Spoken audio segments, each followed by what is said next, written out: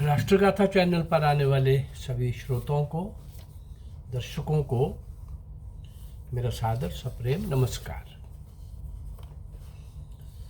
इस चैनल के माध्यम से केवल 190 वर्ष का कालखंड 1757 से 1947 तक का, ईस्ट इंडिया कंपनी के आने से लेकर ब्रिटिशर्स के जाने तक का, यूं कहें नेताजी सुभाष चंद्र बोस तक का कार्यकाल।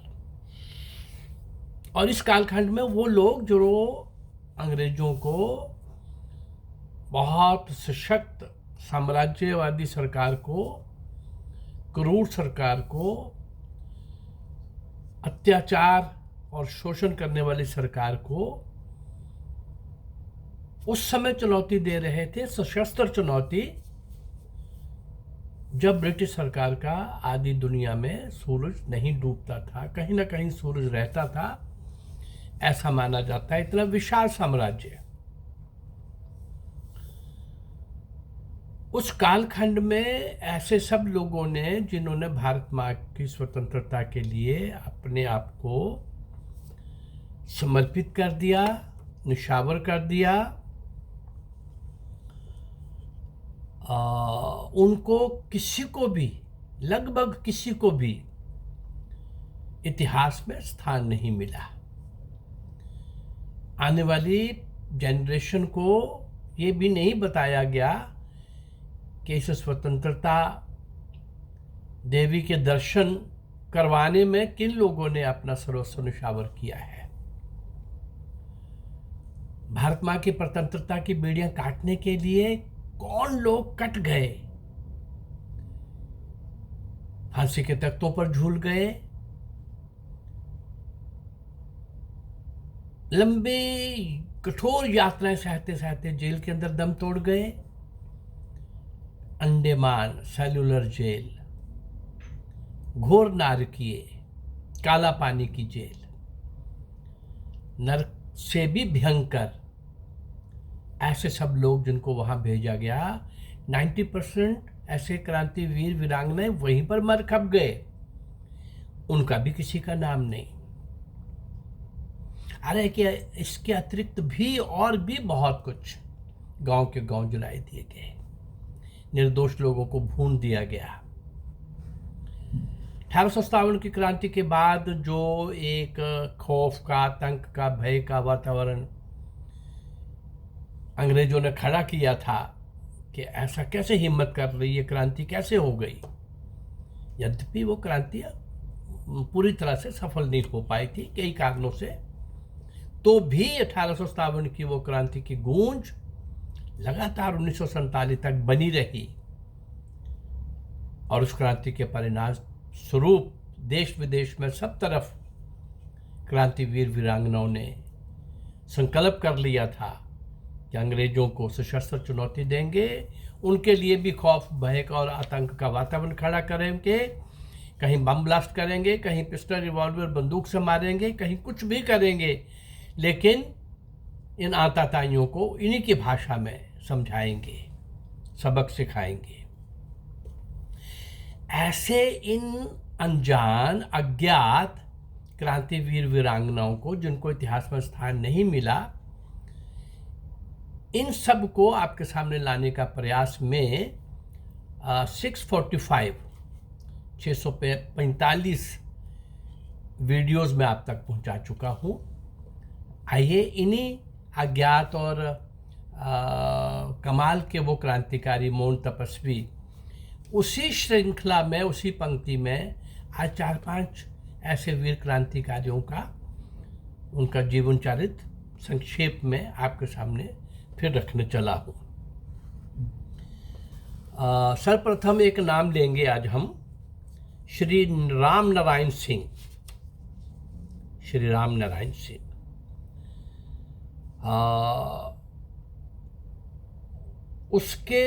उसने मृत्यु को मानो सहर्ष वर्ण कर लिया था। कारण थोड़ा जाने तो हम देखेंगे कि राष्ट्रीय आंदोलन में भाग लेने के कारण क्षमा याचना करने से उसने इनकार कर दिया था पकड़े जाने पर। रामनारायण सिंह की भारत छोड़ो आंदोलन के अंतर्गत उनको गिरफ्तार किया गया था। जेल के अधिकारी इस बात के लिए उसको विवश कर रहे थे कि वो क्षमा याचना कर ले, लेकिन उसका क्या जवाब था रामनारायण सिंह का? भाई, राष्ट्रीय आंदोलन में भाग लेना कोई अपराध नहीं है, मैं क्षमा याचना नहीं करूंगा। तब जेल के अधिकारियों ने उसे दंड देने की ठान ली। कैसे? बारीक पिसा हुआ कांच दूध में मिलाया गया और वे रामनारायण सिंह को पीने के लिए दिया गया। उसने पीने से इनकार कर दिया, लेकिन जेल के अधिकारियों ने वह दूध जबरदस्ती बलपूर्वक उसे पिला दिया। उसकी तबीयत खराब होती चली गई। हाँ, खून की उल्टियां उसे आनी शुरू हो गईं। उसे जेल से मुक्त कर दिया गया, कारण जेल के अधिकारियों को उसकी मृत्यु का कलंक अपने ऊपर नहीं लेना था। हाँ, घर पहुंचकर उसी दिन रामनारायण सिंह की मृत्यु हो गई। रामनारायण सिंह का जन्म मिर्जापुर के नाकाहारा नामक स्थान में सन 1921 में हुआ था। वह कृषक पुत्र था और उसके पिता का नाम श्री महादेव सिंह था। श्री राम नारायण सिंह किस प्रकार से इस संसार से चले गए, बलिदान हो गए, कैसे थे और कैसा था उनका जीवन, उसकी एक छोटी सी झलक मैंने आपके सामने रखी। ऐसे ही दो क्रांतिकारी, ऐसे ही अनजान, अज्ञात, और मैं आपके सामने लाने जा रहा हूं।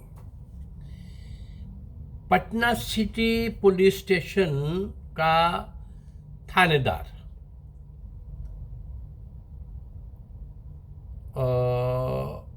राम नारायण सिंह, इसका नाम भी राम नारायण सिंह है।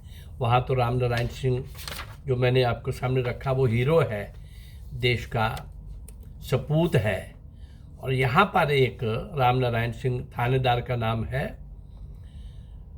वो इस अर्थ में बड़ा कुख्यात था कि वे क्रांतिकारियों को गिरफ्तार करने में बहुत तत्परता दिखाता था और केस में फांसने के लिए अपनी बुद्धि चलाता रहता था।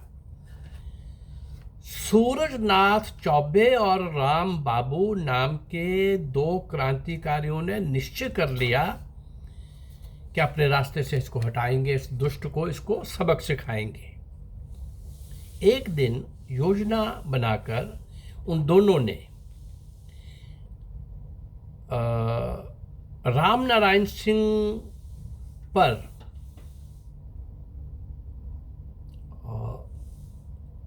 काकन बाग रोड पर हमला कर दिया और उसे मौत के घाट उतार दिया। इस मामले में सूरजनाथ चौबे पकड़ा गया।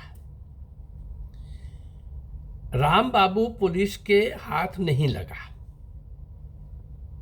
सूरजनाथ चौबे पर मुकदमा चला और उसको फांसी की सजा सुना दी गई। 18 अप्रैल 1932 को उसको फांसी दे दी गई। अपने साथी का बदला लेने के लिए राम बाबू ने सोचना शुरू कर दिया कि मेरा तो साथी चला गया और बहुत बुरी तरह से उसको फांसी की सजा हुई है, उसके पहले जेल में यातनाएं भी दी गईं। वह एक बम लेकर पटना कोतवाली के निकट धर्मशाला में ठहर गया।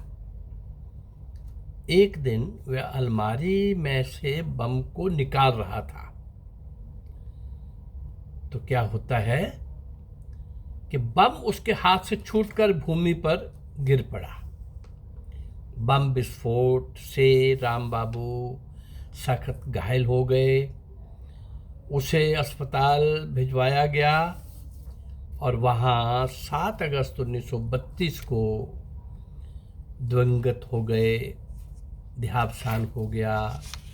ये भी दूसरे साथी भी भारत माँ की स्वतंत्रता रूपी यज्ञ के अंदर आहूत हो गए। तो ये थे 2 क्रांतिकारी, श्री राम बाबू और श्री सूर्यनाथ चौबे। सूर्यनाथ चौबे को फांसी हो गई और राम बाबू उस बम अलमारी से निकालते निकालते वो भी बम विस्फोट हो गया, फट गया और बलिदान हो गए। ऐसे ही एक नाम श्री राम स्वरूप शर्मा, उत्तर प्रदेश के मेरठ नगर के राम स्वरूप शर्मा की गणना नगर के उग्र क्रांतिकारियों में की जाती थी। हाँ, जोखिम के किसी भी काम में वो हाथ डालते थे। ये युवक हमेशा आगे आगे रहता और कहा करता था, लंबी आयु नहीं, सार्थक आयु होनी चाहिए। सार्थक आयु अच्छी होती है। उसे अपनी आयु को सार्थक करने का अवसर भी मिल गया। कैसे मिल गया? जब भारत छोड़ो आंदोलन के अंतर्गत मेरठ नगर में विशाल जुलूस निकाला गया, पुलिस ने जुलूस पर गोलियां चलाई थी और राम स्वरूप शर्मा ने बलिदान होकर अपने जीवन को सार्थक कर दिया। अपने जीवन को सार्थक कर दिया। चलिए, आज 4 महीने क्रांतिकारी, वो अज्ञात, और वैसे भी लगभग 1800 से इनकी संख्या ऊपर हो गई है। जो मैंने 645 645 वीडियोस के अंदर मैंने आपके सामने ये नाम रखे हैं और 99% इनको कोई नहीं जानता, ये सब नाम। और मेरे लिए भी ये सब नाम नए थे। लगभग 3 साल से मैं कोशिश कर रहा हूँ और मेरी कोशिश है कि इसी 190 वर्ष के कालखंड के लगभग अभी 200-250 क्रांतिवीर वीरांगना में आपके सम्मुख लाने जा रहा हूँ। और जब मैं सिंध के राजा दाहिर से नेताजी सुभाष चंद्र बोस तक का कालखंड लूँगा तो निश्चित रूप से ये कम से कम 3000 एपिसोड के अंदर 5 और 6000 के बीच इस संख्या में वो नायक नायिकाएँ, क्रांतिवीर वीरांगनाएँ आपके सामने ला सकूँगा, जिनको वास्तव में हमें श्रद्धांजलि देनी चाहिए, स्मरण करना चाहिए। जो कौम अपने पुरखों को, पूर्वजों को, इन बलिदानियों को, ऐसे शौर्य और वीरता के लिए सर्वस्व लुटाने वालों को शौर्य और वीरता दिखाते हुए नए पृष्ठ लिखने वालों को, जो कौम ऐसे प्रेरणा स्रोतों को भूल जाती है, वो कौम भाई दुनिया के नक्शे से मिट जाया करती है। आज कई प्रकार की जो चुनौतियां हमारे सामने हैं, उसका कारण ही यही है कि आज़ादी के बाद उस प्रकार के संस्कार, उस प्रकार की देशभक्ति और उन बलिदानियों को, उन फांसी वालों को, काला पानी वालों को सामने नहीं लाया गया और हमें बताया गया आज़ादी नेहरू और गांधी ने लेके दी है। इससे बड़ा मजाक कोई और हो ही नहीं सकता। मैंने समय समय पर इन तथ्यों को आपके सामने लाने का प्रयास किया है। इन सब अनजान, अज्ञात क्रांतिवीर वीरांगनाओं को मेरा लाने का, आपके सम्मुख लाने का मेरा ये प्रयास अगर आपको अच्छा लग रहा है तो इस चैनल को लाइक करिए, सब्सक्राइब करिए और शेयर करिए। नमस्कार, जय भारत, धन्यवाद।